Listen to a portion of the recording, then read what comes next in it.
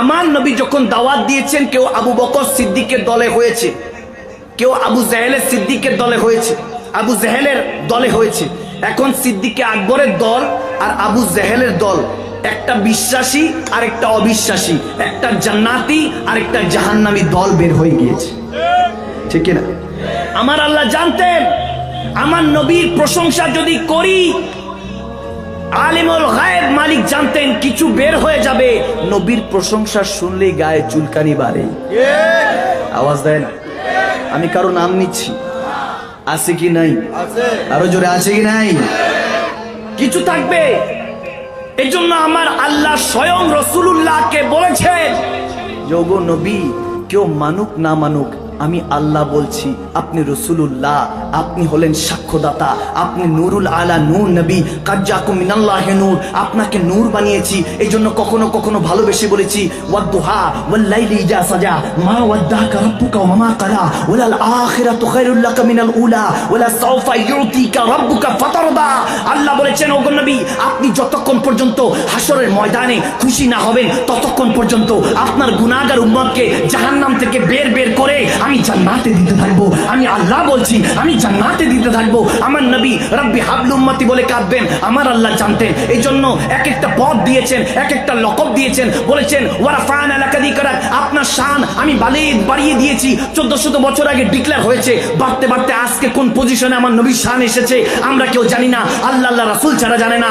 আমার নবীকে কখনো কখনো খুশি হয়ে আলাম নাশরাহ লাকা সাদরাক ওয়া ওয়াদানা আনকা বিদরাক আল্লাযী ইয়ানকুরু যাহরাক ওয়ারাফানা লাকা যিকরাক বলে আল্লাহ ডাক দিয়েছেন। কখনো ইয়াসিন ওয়াল কুরআনিল হাকীম ইন্নাকা লামিনাল মুরসালিন আলা সিরাতাম মুস্তাকিম, কখনো বলেছেন আমি যেই রব্বুল আলামিন, আলহামদুলিল্লাহি রাব্বিল আলামিন, আমি যে আলামিনের রব, সেই আলামিনের, সেই হোল ইউনিভার্সের আমি আপনাকে বানিয়েছি। ওয়ামা আরসালনাকা ইল্লা রাহমাতাল লিল আলামিন, সেই আলামিন কুল কায়নাতের রহমত বানিয়েছি। আপনি নবী মুস্তাফাকে এক একবার এক এক খুশি করে ডাক দিয়েছেন। জানতেন যে কেউ আছে আমার নবীর শানকে ছোট করতে চাইবেন, এই জন্য আমার আল্লাহ স্বয়ং নিজে নবীর শানটা বড় করে দিয়েছেন। সুবহানাল্লাহ, আল্লাহু আকবার বলে।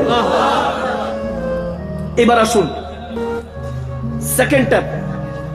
সেকেন্ড স্টেপ, দ্বিতীয়তে যদি দেখি শেষের দিকে সিরাজুম মুনীরা।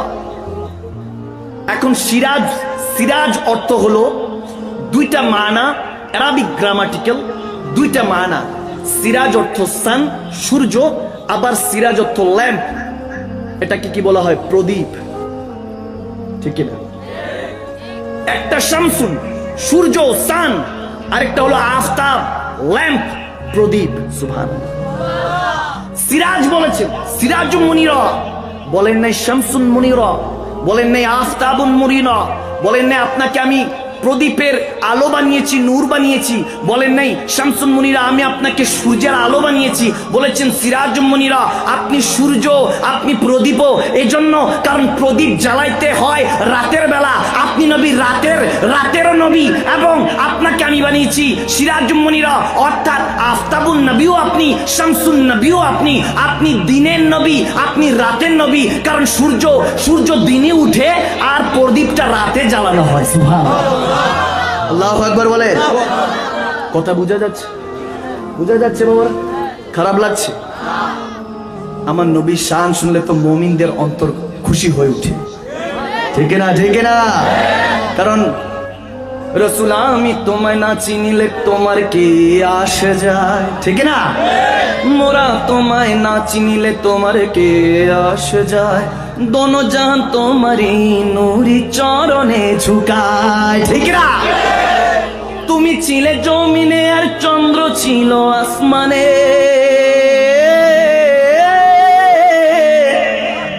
ওগো নবী তুমি ছিলে জমিনে আর চন্দ্র ছিল আসমানে, মক্কারি কাফের গনে নবুয়ত প্রমাণে করে তোমায় আবেদন, চন্দ্র করিতে দ্বিখণ্ডন, দেখে তোমার তর্জনী ইয়া রাসূলুল্লাহ, দেখে তোমার তর্জনী চাঁদ হয়ে যায় কুরবানি, আশিকের পরিচয় দিয়ে চির অম্লান হয়ে রায় ইয়া রাসূলুল্লাহ ইয়া হাবিবাল্লাহ, জোরে ইয়া রাসূলুল্লাহ লাগছে। বন জঙ্গলের বাঘে হরিণ মনে আনতে সুখের দিন, তোমার নামে প্রতিদিন দুরুদ পড়ে সীমাহীন, পড়ে সল্লে আলা জুড়াই মনের জ্বালা। সবাই পড়ে সল্লে আলা। আরে ডাকার মতো যে ডেকেছে ইয়া রাসূলুল্লাহ, ডাকার মতো যে ডেকেছে পাওয়ার মতো সে পেয়েছে, এমন পাওয়া পেয়েছে সে যে পাওয়ার তুলনা নাই ইয়া রাসূলুল্লাহ। আর জোরে ইয়া রাসূলুল্লাহ, চিল্লা বলুন ইয়া রাসূলুল্লাহ। দিনেরও নবী রাতেরও নবী, সিরাজুম মুনিরা। আমরা সেই নবীর উম্মত যিনি শুধু দিনের বেলায় ইসলাম প্রচার করেছেন তা নয়, রাতের বেলায় আল্লাহর সিজদা আদায় করেছেন। আমরা সেই নবীর উম্মত, ঠিক না ভাইরা আমার, বাবারা আমার। এবার দেখেন প্রদীপের লাইট ল্যাম্প এর একটা বিশিষ্ট গুণাবলী আছে। সেটা যখন জ্বলে, ধরেন ল্যাম্প অর্থাৎ মোমবাতি, কি বাতি? মোমবাতি যদি একটা জ্বালানো থাকে, আপনি সেই মোমবাতি দিয়ে কয়েকশো মোমবাতি জ্বালাতে পারবেন? আওয়াজ দেয় না? পারবেন কি না? এখন যদি ওই মোমবাতি দিয়ে কয়েকশো মোমবাতি জ্বালান, মোমবাতির আলো কি কমবে? আওয়াজ দিয়ে বলেন, কখনো কমবে? আর যদি মোমবাতি জ্বালাতে হয় তাহলে একটু করিব আনতে হবে, কাছাকাছি আনতে হবে। আওয়াজ দেন। মোমবাতি যারা বুঝতে পারছেন তাদেরকে মারহাবা, আর যারা এখনো বুঝেন নাই সমস্যা নাই, আমার আঙ্গুল ধরেন, আমি পৌঁছায় দিব ইনশাআল্লাহ। যেতে রাজি আছি, কোরআনের একদম গভীর থেকে গভীর এই আয়াতের তর্জুমায় যেতে রাজি আছি, তাফসীরে শুনতে রাজি আছি মুসলমান। গভীর খেয়াল। একটা মোমবাতি আরেকটা মোমবাতির কাছে আনতে হবে, শুধু সেখানে শেষ নয়, কাছে এনে আস্তে ঝুঁকাতে হবে। এখনো বুঝে নেই, ঠিক না? ঝুঁকালে হবে না, আস্তে করে মোমবাতির আলোর সাথে ওই মোমবাতি যেটা নিবানো সেটাকে লাগাতে হবে, ঠিক না?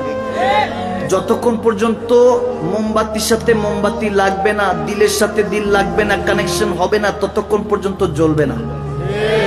এখন যদি নূর নবী রাহমাতুল আলামিন নবী চেরাগের সাথে নিজের মনটাকে অন্তরকে না লাগাই, ভালো যদি না বাসি, মনোযোগ সহকারে নবীর শানগুলি, মানগুলি, ইজ্জত অহংকারগুলি যদি না শুনি, যেটা আমার আল্লাহ বলেছেন, যতক্ষণ পর্যন্ত মন লাগবে না, কাছে যাব না, ঝুঁকবো না, এরপরে নবীর সাথে দিলটা লাগাবো না, ততক্ষণ পর্যন্ত অন্তরের নূরের বাতিটা জ্বলবে না, ঠিক না? আচ্ছা, এবার আরেকটা আসে। প্রদীপের মধ্যে বৃষ্টির সিজনে, রেইনি সিজন, যেটা বৃষ্টির সিজনে দেখবেন যখন মোমবাতি জ্বালিয়েছেন, দেখবেন কিছু কিছু পোকামাকড় উড়ে এসে বসতেছে, ঠিক না? এক ধরনের পোকা আছে যেগুলো কাছাকাছি গিয়ে মোমবাতির নিচে বসে থাকে, চুপচাপ একটু একটু করে ঘুরতে থাকে, মোমবাতির চারপাশে, চেরাগের চারপাশে ঘুরতে থাকে, ঠিক না? এরপরে আরেকটা মোমবাতির ওই চেরাগের কাছাকাছি কিছু পোকা আসে, যারা সরাসরি এসে আগুনে ঝাঁপ দেয়, যারা ওই আলোর কাছাকাছি এসে সারাক্ষণ তাওয়াফ করে, আলোর নিচে বসে থাকে, তারা সকাল ফজর পর্যন্ত, অর্থাৎ যতক্ষণ মোমবাতি আলো জ্বলছে ততক্ষণ পর্যন্ত জীবিত থাকে।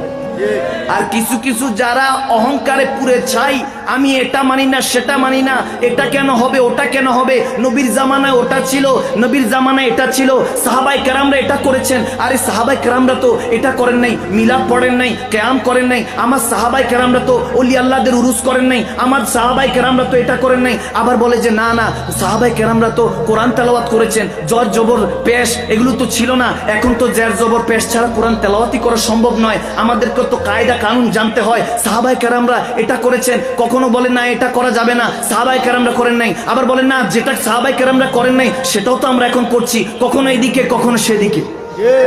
এরকম কিছু আছে যখন আমরা করতে থাকি, রহমতুল আলামিন আমার নবীর উৎসবগুলি, আমার নবীকে পেয়ে যে আমরা খুশি, সেই খুশিটা যখন বয়ান করি, কারণ নবীকে বানানে ওয়ালা কে? আওয়াজ দিয়ে বলুন কে? এখন রহমতুল আলামিন যখন কাছে এসেছেন, আল্লাহর প্রিয় খাস বন্ধুকে যখন আমাদের কাছে দিয়েছেন, আমরা বান্দা হিসাবে যখন শুকরিয়া আদায় করার জন্য এরকম মেহফিলগুলি সাজাই, তখন কিছু কিছু আছে জ্বলে পুড়ে ছাই হয়ে যায়। তারা দেখবেন ওই মোমবাতির কাছে গিয়ে জ্বলে পুড়ে ছাই, আর যারা পড়ে রয়েছে কদমে তারা সকাল পর্যন্ত জিন্দা আছে, ঠিক না? আচ্ছা, সেকেন্ড গেল, থার্ড দেখেন, এই প্রদীপ ল্যাম্প, দ্বীপের যেটা চেরাগ বলা হয়, ঠিক না? চেরাগ মোমবাতি আছে, এটার আরেকটা গুণ আছে, আপনি কয়েকশো চেরাগ জ্বালাতে পারবেন, কখনো আলো কমবে না। আমার নবীকে আল্লাহ বলেছেন সিরাজ মুনিরা, ওগো নবী আপনাকে আমি চেরাগ বানিয়েছি, সে আলো থেকে আলোকিত হয়ে গেল অসংখ্য, সেই আলো থেকে রসুল আরবি লক্ষ লক্ষ সাহাবাদেরকে জ্বালালেন, তখন সেই নূরটা সাহাবাদের কাছে গেল, সাহাবাদের থেকে আবার লক্ষ লক্ষ তাবিনরা যে সেই নূর পেল, তারপর সেখান থেকে তাবে তাবিন, আম্মায়ে মুজতাহিদিন, সলফে সালিহিন, ওলি আল্লাহ হস পর্যন্ত, গৌসুল আজম, দস্তগীর, খাজা গরিবে নওয়াজ, বাউদ্দিন নকশবন্দি, মুজাদ্দিদ আল ফিসানি, শাহিনশাহ ইমামে রব্বানি, শাহিনশাহ মজভান্ডার, শাহিনশাহ সিরকোর, সমস্ত ওলি আল্লাহদের পর্যন্ত সেই নূরটা চলে আসলো। এখন নূরুল আলা নূর নবী কি আলো কমে গেছে? আওয়াজ দেয় না? আপনাদের আওয়াজ মনে খারাপ লাগছে? চলবে তাফসীর চলবে? আচ্ছা, এখন বলতে পারেন হুজুর প্রদীপ এটা তো ওল্ডেস্ট, চেরাগ মোমবাতি এগুলো তো ওল্ডেস্ট, এখন তো নিউয়েস্ট চলে আসছে লাইট, ঠিক আছে? লাইট আছে কিনা? আচ্ছা, এই লাইটের উৎপত্তি কোথা থেকে হয়? কারেন্ট, বিদ্যুতের মাধ্যমে, ঠিক কিনা? এখন এই বিদ্যুৎটা এলাকার নাম কি? পূর্ব গোমদন্ডি মুন্সিপাড়া, অর্থাৎ বোয়ালখালী। এই বোয়ালখালীর পূর্ব গোমদন্ডির এই এলাকার মধ্যে এই কারেন্টটা, বিদ্যুৎটা আপনারা পেয়েছেন কিনা? এসেছে। এখন এখানে যে বিদ্যুৎটা আছে সেটা কোথা থেকে না কোথা থেকে তো এসেছে। পাওয়ার সাপ্লাই, পাওয়ার হাউস যেখানে বিদ্যুৎ উৎপাদন হয়, ঠিক না, সেই জায়গা থেকে এই জায়গায় এসেছে। এখন যদি পাওয়ার কারেন্ট চান তাহলে কি যেখানে উৎপত্তি হয়, চট্টগ্রামে এখানে উৎপত্তি কোথায় হয়? কাপ্তাই। এখন ঘরের লাইট জ্বালানোর জন্য আপনি কি কাপ্তাই যাবেন? আওয়াজে মনে হুজুর কাপ্তাই তো যাই ডেলি, আরো জোরে বলেন, কাপ্তাই যাবেন নাকি এখানে সুইচ আছে, কারেন্ট আছে, বিদ্যুৎ আছে? আচ্ছা, তাহলে এটা হলো কিভাবে?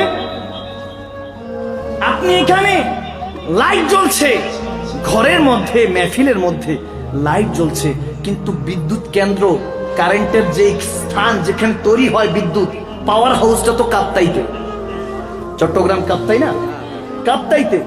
এখানে আসলো কিভাবে? আপনি উত্তর দিবেন হুজুর সিম্পল, সহজ। এবার নার্সারি থেকে শুরু করে এসএসসি, এইচএসসি, দাখিল, আলেম, ফাজল, কামেল, নয়তোবা এসএসসি, এইচএসসি, বিসিএস ক্যাডার হোক, অর্থাৎ বিএ হোক, অনার্স হোক, এরপর বিসিএস ক্যাডার হোক, মাস্টার্স পাস হোক, সাধারণ পাবলিক হোক, ছোট বাচ্চা হোক, সেও বলবে হুজুর এটা কানেকশনের মাধ্যমে হয়েছে। আওয়াজ দেয় না? আরো জোরে বলে। পাওয়ার হাউস কাপ্তাইতে, কিন্তু এখন এই জায়গায় গোমদন্ডিতে, পূর্ব গোমদন্ডি বোয়ালখালী জমিনে লাইট জ্বলছে, আলো জ্বলছে কানেকশনের মাধ্যমে, ঠিক না? এখন কারেন্টের ইলেকট্রিসিটি, কারেন্টের কোনো কালার আছে?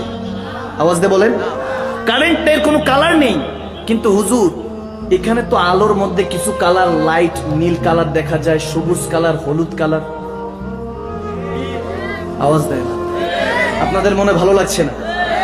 আমি একটা কথা বোঝানোর চেষ্টা করছি, হাকিকত বোঝার চেষ্টা করাচ্ছি যে আপনারা হাকিকত বোঝার চেষ্টা করুন।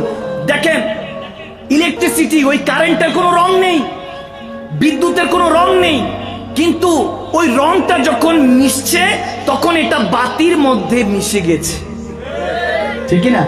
এখন বাতি আলো দিচ্ছে, কোনোটা হোয়াইট, কোনোটা গ্রিন, কোনোটা রেড, কোনোটা ব্লু। আওয়াজ দেয় না? এক এক রকম। আপনি যখন সাদা কাপড় পরে, সাদা কুর্তা পায়জামা পরে, এখন যদি ব্লু অর্থাৎ নীল আলোর নিচে দাঁড়ান, শরীরটা নীল দেখাবে। যদি গ্রিন আলো সবুজ কালার নিচে দাঁড়ান শরীরটা গ্রিন দেখাবে, ঠিক না? রেড কালার নিচে দাঁড়ালে রেড কালার, হোয়াইট কালার নিচে দাঁড়ালে হোয়াইট কালার। এই কালারটা এসেছে, রংটা এসেছে আপনার বাতি থেকে, কারেন্ট থেকে নয়। আওয়াজ দেয় না? বাতি থেকে এসেছে। তেমনি ভাবে আমার রসুলে আরবি হলেন পাওয়ার হাউস, ইলেকট্রিসিটি কারেন্ট উৎপন্ন করা নূরের সেই পাওয়ার হাউস, যেখানে আমার নবী বলেছেন আনা মাদিনাতুল ইলম ওয়া আলী বাবুহা, আনা মাদিনাতুল ইলম ওয়া আলী বাবুহা। অর্থাৎ আলী হলেন সেই এলেমের দরজার শহর, দরজা শহরের দরজা, আর আমার নবী হলেন সেই এলেমের শহর। অর্থাৎ আল ইলমু নূরুন, নূর হলো ইলম, ইলম হলো নূর, অর্থাৎ সেই নূরের শহর এর মালিক হলেন আমার নবী মুস্তাফা। ঠিক না? আওয়াজ দিয়ে বলেন তো। আমার নবী থেকে নূর বের হয়েছে, এলেমের নূর, রহমত বরকতের নূর। আমার আল্লাহ বের করেছেন নবী নূরের শহর থেকে। সেটা যখন বের হয়েছে, আসার পরে ওই যে নূর, যেই সাহাবায়ে কেরাম, যেই তাবিন, তবে তাবিন, আইম্মায়ে মুজতাহিদিন, সলফে সালিহিন, গৌস কুতুব, ওলি আল্লাহ পর্যন্ত নূর এসেছে। নূর আসার পর ইলেকট্রিসিটি যেরকম ভাবে এসেছে যে হুজুর এখানে ইলেকট্রিসিটি এসেছে, কারেন্টের কোনো কালার নাই, কিন্তু বাতির কারণে কালারগুলি ডিফাইন করতে পারছি, চিনতে পারছি। তেমনি ভাবে নবী মুহাম্মদুর রাসূলুল্লাহ সাল্লাল্লাহু তাআলা সাল্লাম আমাদের মদিনা ওয়ালার শহর থেকে যে ইলেকট্রিসিটি বের হয়েছে, নূরের রোশনি বের হয়েছে, ফেজ ও বরকত বের হয়েছে, সেই ফেজটা বের হওয়ার পর সেই ফেজটা এক জায়গায় গিয়ে দাঁড়িয়েছে। হয়তোবা সেই শহরটার নাম সৈয়দনা আব্দুল কাদের জিলানী, গৌসে পাকের শহর বাগদাদ শরীফে, নয়তোবা আজমির শরীফে খাজায়ে খাজগান, যিনি 90 লক্ষ বেদিনকে কালমা পড়িয়ে মুসলমান বানিয়েছেন, যেন 2-3 দিন আগেই ওরস শরীফ, ফাতিহা শরীফ গিয়েছে, 6টি রজব মুবারক। তেমনি ভাবে বাউদ্দিন নকশবন্দি, মুজাদ্দিদ আল ফেসানি সহ সমস্ত ওলিয়া আল্লাহদের পর্যন্ত ইলেকট্রিসিটি এসেছে, কিন্তু ওলিয়া আল্লাহরা তেনারা রং মিশিয়ে দিয়েছেন বিধায় আলো পাচ্ছে। এর জন্য কাদিরির একটা রং, চিশতির একটা রং, নকশবন্দির একটা রং, মুজাদ্দিদের একটা রং, মজবান্ডারের একটা রং, আবিদিয়ার একটা রং, ইমামে রাব্বানির একটা রং, সিরিকটের একটা রং। এক এক আল্লাহর বলি এক এক রং হতে পারে আলাদা, কিন্তু কানেকশন হলো মদিনাতুল মুনাওয়ারা। ঠিক না?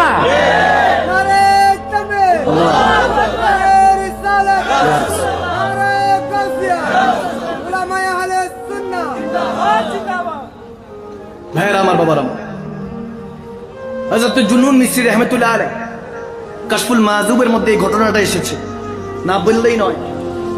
হযরত জুনুন মিসরি রাহমাতুল্লাহ আলাইহি তেনার প্রায় 10,000 ভক্ত মুরিদ ছিল, স্টুডেন্ট ছিলেন, ফলোয়ার ছিলেন। তৎকালীন বাদশা বলছে, তৎকালীন বাদশার কাছে তার উজির এসে, মন্ত্রী এসে বলছে, ইয়া বাদশাহ নামদার, আপনার প্রজারা আপনার খেয়ে আপনার বিরুদ্ধে যাচ্ছে, আপনি বেদীন, আপনি কাফের, মুশরিক, কিন্তু এমন একজন আল্লাহ ওয়ালা মানুষ এসেছে এই শহরের জুনুন মিসরি রাহমাতুল্লাহ আলাইহি, তেনার কাছে বায়াত হয়ে মুরিদ হচ্ছে, ইসলামের ধর্মের মধ্যে প্রবেশ করছে, রসুলের গোলাম হচ্ছে, আল্লাহর বান্দা হচ্ছে। সুবহানাল্লাহ বলবেন আরো জোরে। খারাপ লাগছে? যখন জুনুন মিসরি রাহমাতুল্লাহ আলাইহির কাছে এই কথা, সেই বাদশাহ নামদার কাছে এই কথা যখন বলা হলো, বাদশাহ নামদারের কাছে মন্ত্রী যখন এই কথা বললেন, বাদশাহ নামদার বলতেছে, আমার খায়, আমার পরে, আমার গুণ না গেয়ে আল্লাহ রাসূলের পথে চলে, এটা তো হতে পারে না। নাউজুবিল্লাহ। আরো জোরে। সমাজে আছে কি না এরকম? আছে কি নাই? এরকম আছে কিছু, নাম কেউ আসতে মুসলমান, ইসলাম রাষ্ট্র ধর্ম থাকবে না, বিসমিল্লাহির রহমানির রহিম সংবিধানে থাকবে না, তুমিই নাই। আওয়াজ দেয় না? সবকিছু জায়গাটা জায়গায় আছে, আপনি নাই হয়ে গেছে, ঠিক না? শুনছি দেশের বাইরে গেছে, ওখানেও ঠাই নাই, দেশে আসছে, দেশে ঠাই নাই, সমস্ত নিজের পজিশনও গেছে, এরপর ঘর ওয়ালিও নাকি ঘর থেকে বের করে দিছে। অবস্থা দেখেছেন? তাহলে অত ইজ্জু মান্তাসা, অত জিল্লু মান্তাসা, ইজ্জতের মালিক কে? আওয়াজ দেবেন, ইজ্জতের মালিক কে? বেয়াজ্জতির মালিক কে?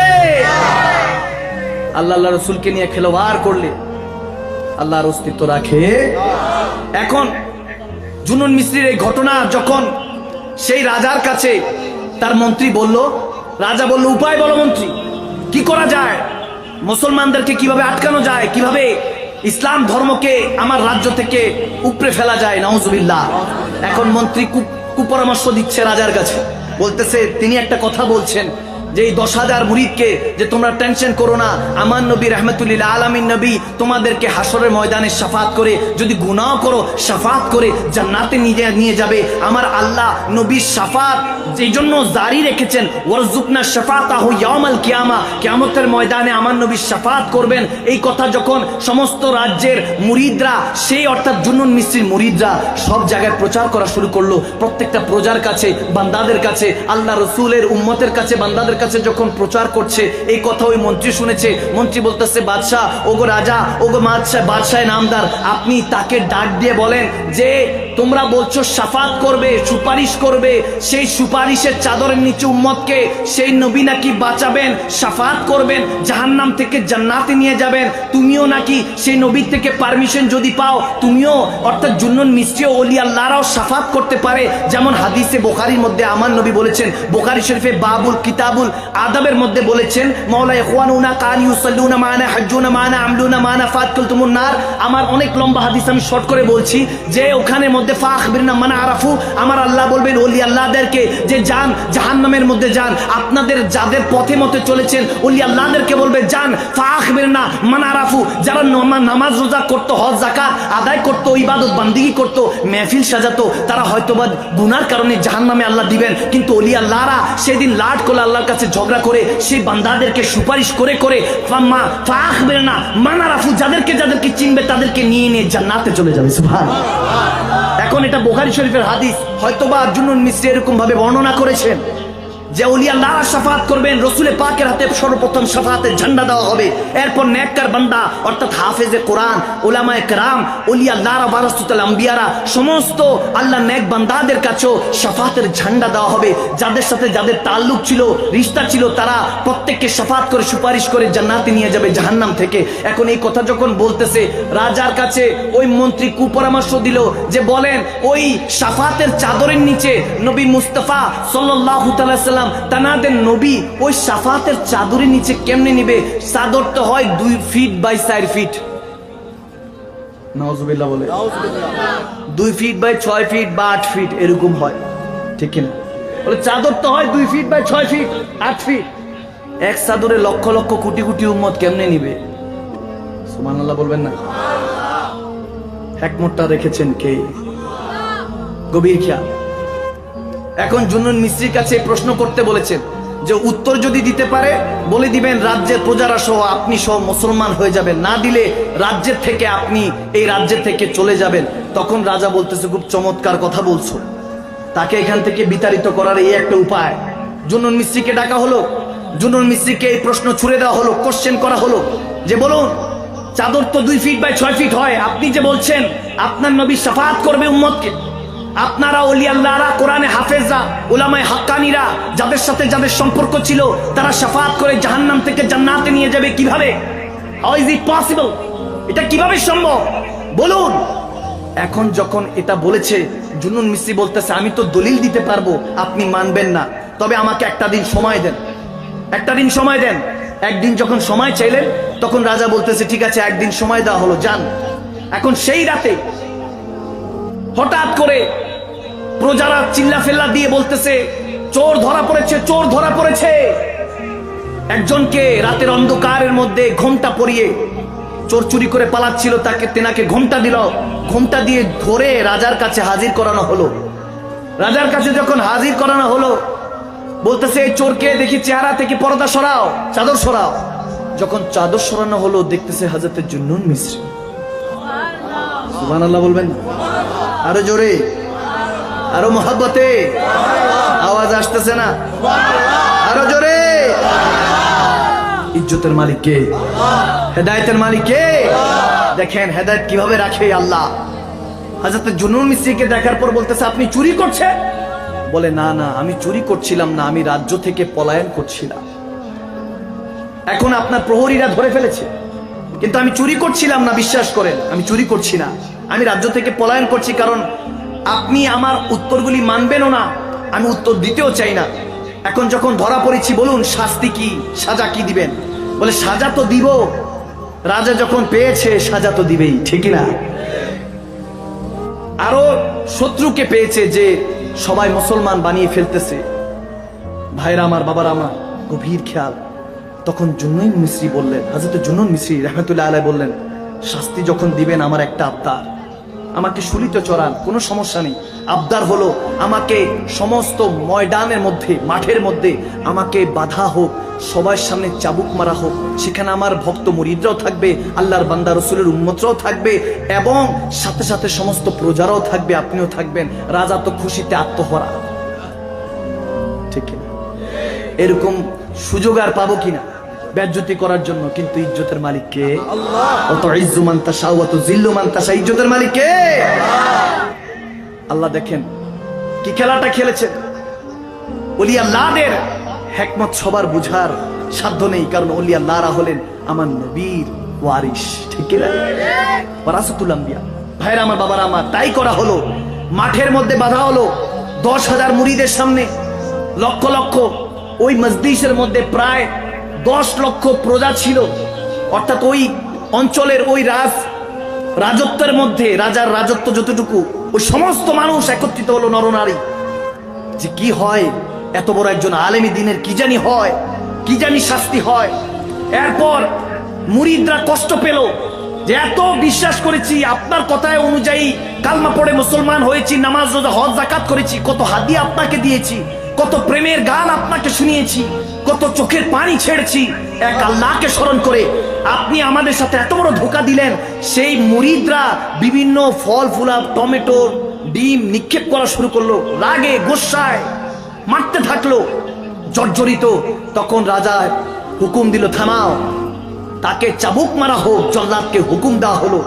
এরপরে জুন্নুন মিসরির গায়ের মধ্যে চাবুক মারা হলো। নাউজুবিল্লাহ। চাবুক খেলেন, প্রথম চাবুক খেলেন, আল্লাহ বলে একটা চিৎকার দিলেন। এরপর দ্বিতীয়বার আবার চাবুক খেলেন, আল্লাহ বলে চিৎকার দিলেন। তৃতীয়বার চাবুক খেলেন, আল্লাহ বলে যখন চিৎকার দিলেন, চতুর্থবার চাবুক দেওয়ার আগেই ওই ভিড়ের থেকে 10,000 যে ভক্ত মুরিদ ফলোয়ার ছিল, সেখান থেকে 4-5 জন দৌড়ায় এসে তাদের শায়েখকে, জুন্নুন মিসরিকে জড়িয়ে ধরলে। সুবহানাল্লাহ বলো।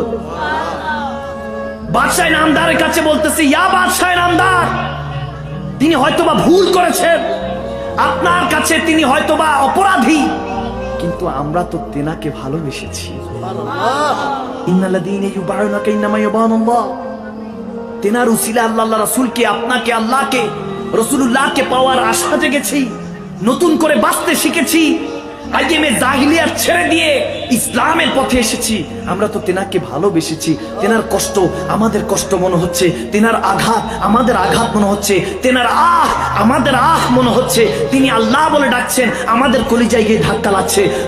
রাজার কাছে সেই আশেকরা, সে আল্লাহর বান্দারা বলতেছে, হুজুর আপনারা আমার উপরে আঘাত করুন। সেই 4-5 জন বলতেছেন যে আমার গায়ের উপরে আঘাত করুন, আমাদের শায়েখকে জুন্নুন মিসরিকে আঘাত করেন না। তখন জুন্নুন মিসরি হাতটা তুলে দিলেন। হাতটা তুলে দিয়ে তখন জুন্নুন মিসরি রাহমাতুল্লাহ আলাইহি তেনার ওই 4-5 জন শাগরিদ, মুরিদ, স্টুডেন্টদেরকে, ফলোয়ারদেরকে নিজের চাদরের নিচে ঢেকে ফেললেন। ঢেকে ফেলে হাতটা তুলে বললেন রাজার কাছে, দেখুন রাজায় বাদশাহ নামদার, আপনাকে বলেছিলাম না আমার নবী রাহমাতুল্লিল আলামিন নবী, যারা আমার নবীকে ভালোবেসেছে প্রাণের চাইতে বেশি, আমার নবীকে ছাড়া কিছুই বুঝে নাই, নবীর দেওয়া নামাজ রোজা হজ যাকাত ইবাদত বান্দেগী ঠিকমতো পালন করেছে, সেই নবী রাহমাতুল্লিল আলামিন নবী শাফাআত করে এক একটা উম্মতকে জাহান্নাম থেকে জান্নাতে নিয়ে যাবেন। আপনি জিজ্ঞেস করেছিলেন চাদরের নিচে কিভাবে আসবে।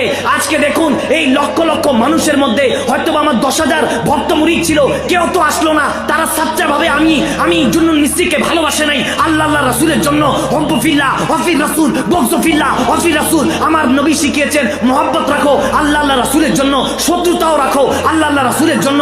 তারা প্রকৃত ভালোবাসা আমার থেকে শিখতে পারে নাই, তাদেরকে শিখাতে পারি নাই। যারা ভালোবাসা শিখেছে তারা দৌড়ায় এসেছে, আমার কষ্ট সহ্য হয় নাই, আমার কাছে এসেছে। আমি যেভাবে আজকে এই কঠিন মুহূর্তে তাদেরকে চাদরের নিচে ঢেকে রেখেছি, আরে তেমনি ভাবে হাসরের ময়দানে আমার নবী রাসূল রাসূলুল্লাহ মুহাম্মদ মুস্তাফা সাল্লাল্লাহু তাআলা সাল্লাম আমার নবী সমস্ত উম্মাহ গুনাহগার উম্মতদেরকে যারা আপনদের জন্য কষ্ট করত অথচ সে আপনরাই দাফন করে কবরে রেখে যাবে, সেই নবী রাহমাতুল লিল আলামিন নবী বলবেন হাসরের ময়দানে রব্বি হাবলি উম্মতি রব্বি হাবলি উম্মতি বলে কাঁদতে থাকবেন। আরে আমরা সবাই তো নাফসি নাফসি করতে থাকি, নিজের কথা চিন্তা করতে থাকি, দুনিয়াতে আমার আমার করতে থাকি। এই দুনিয়াতে আমার আমার করতে করতে করোনাতে লক্ষ লক্ষ মানুষ ইন্তেকাল হয়ে কবরে চলে গেল। সে আমার আমার করতে করতে বাবা মাকে চিনে নাই, মা বোনকে চিনে নাই, বোনকে ভাই চিনে নাই, স্ত্রী তার সন্তানকে চিনে নাই, স্ত্রী তার স্বামীকে চিনে নাই, মা তার সন্তানকে চিনে নাই, বাবা মা একজন আরেকজনকে চিনে নাই। এভাবে করোনাতে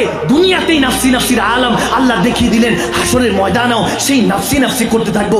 লক্ষ লক্ষ কোটি কোটি নবী রাসূলদের সমস্ত উম্মতদের সামনে আমরা যখন নাফসি নাফসি করতে থাকবো, নাফসি নাফসি করতে থাকবো, লক্ষ লক্ষ ওই কোটি কোটি নাফসি নাফসির মধ্যে একটা আওয়াজ বের হবে, রব্বি হাবলি উম্মতি রব্বি হাবলি উম্মতি রব্বি হাবলি উম্মতি। ওগো আল্লাহ আমার উম্মতের কি হবে, আমার উম্মতের কি হবে? যে নবী দুনিয়াতে থাকতো উম্মত উম্মত করেছেন, কবরও উম্মতের সাথে বলেছেন আমি থাকবো। বা কুনতা তাকুলু ফি হাক্কি হাযা রাজুলান লি মুহাম্মাদি, আমার নবী আপনার নবী কবরের মধ্যে চলে আসবে। সেই নবীর মিলাদুন নবী কেন করব না? সেই নবীর মেরাজুন নবী কেন করব না? সেই নবীর মিলাদ কিয়াম কেন করব না? সেই নবীকে হাজার নাজের কেন মানবো না? সেই নবীর ওলি আল্লাহদেরকে কেন ভালোবাসবো না? কারণ কেউ কবরের মধ্যে আমার সাথে আসবে না। সত্যিকার মৃত্যু আমার সামনে যখন আজরাইল আলাইহিস সালাতু ওয়াস সালাম দাঁড়িয়ে থাকবে, সত্যিকার সেদিন একজন আরেকজনকে চিনে ফেলবো। কেউ আমার আপন না, সব পর আপনরাই আমাকে দাফন করে কবরে রেখে যাবে। অথচ হায়াতুন নবী জিন্দা নবী হাসরের ময়দানে জুন্নুন মিসরি বলছেন, সেই হাসরের ময়দানে আমার নবী রাহমাতুল লিল আলামিন নবী ওয়ারজুকনা শাফাতাহু ইয়াউমাল কিয়ামা, আমার নবী শাফাত করবেন। তখন পিছন দিক থেকে কামলিওয়ালা নবী পিছনে বাড়ি দিয়ে বলবে, ভয় পাইস না উম্মত, ভয় পাইস না, তোর মওতের বিছানায় আমি নবী মুস্তাফা ছিলাম। যখন আজরাইল জান নিয়ে টানাটানি করছিল, শয়তান ঈমান নিয়ে টানাটানি করছিল, আমি নবী মুস্তাফা ছিলাম, কবরে ছিলাম। যখন ফেরেশতারা তোকে প্রশ্ন করেছিল মা কুনতা তাকুলু ফি হাক্কি হাযা রাজুলান লি মুহাম্মাদি, আমি বলেছি সে আমাকে কি বলবে, আমি তার কি লাগি? আমি বলছি আমার উম্মত হয়, আমার আশেক হয়, জান্নাতের নিয়ামত দাও। সেই কবরের অন্ধকারের মধ্যে ছিলাম আমি নবী মুস্তাফা, মওতের বিছানায় ছিলাম। আজকে আসরে আছি, উম্মত ভয় পাইস না, তোকে নিয়ে জান্নাতে চলে যাবো। সুবহানাল্লাহ।